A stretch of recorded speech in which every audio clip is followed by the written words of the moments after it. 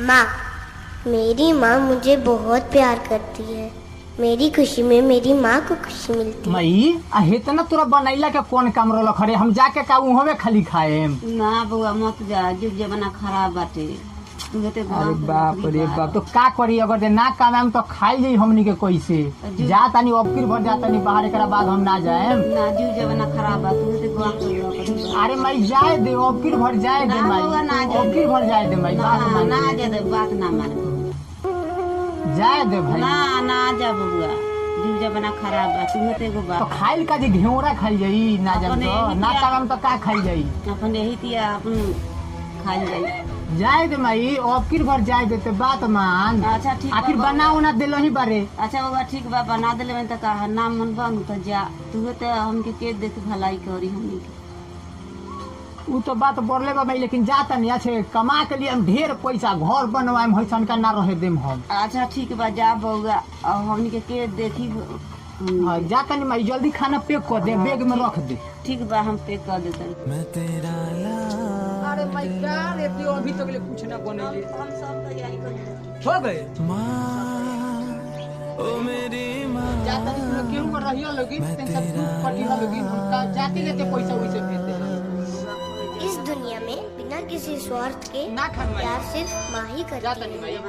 मेरे जमीन का जो आसमान है वो मेरी माँ है। ठीक बा ये बबुआ, दो है ना जोड़ो में हमले चली बाकी कोई के देहल होल खोइयो मत में मीठा बा, आए में पानी धो देले बानी घर के अनु। ठीक बा, बढ़िया से बैठ के जइयो, आराम से वहां पहुंचल के समाचार जरूर सुनो जाए हमर बाबू हमार।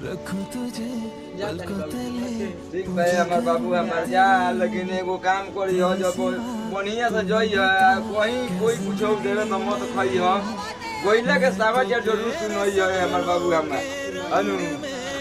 नीमन से कमई हो अनु, आए में मीठा बाटे, आए यदि पानी धो देले बानी पी ली हो। या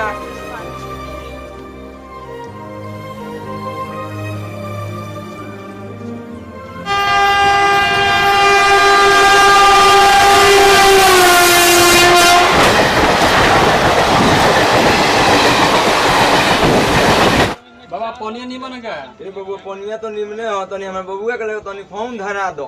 ठीक बा, लगाओ तनी। अरे मैं तुम लोग को चार बार यहां पर आ गया।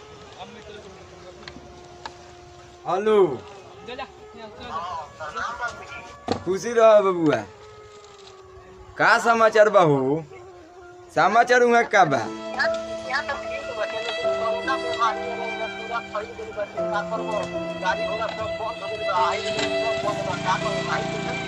अरे बबुआ तारा माई के तो तबीयत खराब बा, यही में बीमारी से गाड़ी घोड़ा सब बंदे बाटे, का कइल जा वही चलत बाटे। हमनी के बूढ़ पुरानी अब कहाँ जाइल जाई? हाँ माने कल दवाई लिया के देले बानी तो तनी ठीक बानी तनी। अब देखो ना, अब के दवाई वही लेके मुँह धोवो तनी खाए खातिर, कुछ बनैलो तो खाए, कुछ पैसा वैसा भेज दो। अरे बाबूजी का कोई हो जात पैसा एकदम साफा में जो यहां तक भैया देवर हम से मोरत नहीं तो ठेकेदार के शुरू है रिया तो ठेकेदार भी छोड़ के हमसे को भाग गई बचे।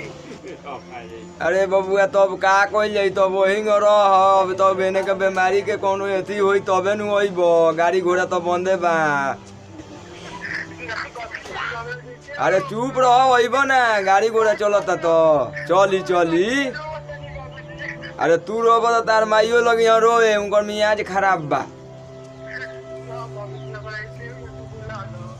अब तो गाड़ी घोड़ा चलत कहाँ, एहू जा तो सब है सारा लोग घर में लुकाई रहते, कोई बाहर नहीं खेल के लड़।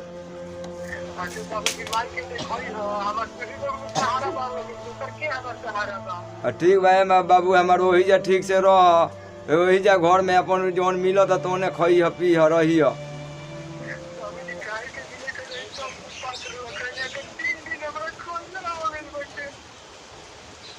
3 दिन खइला हो गइल बा।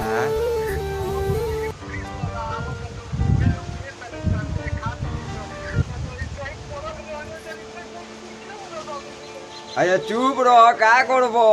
ऐसन बीमारी हो गइल बा जे कोनो तो देश दुनिया में चारों तरफ तो उहे हाल बाटे।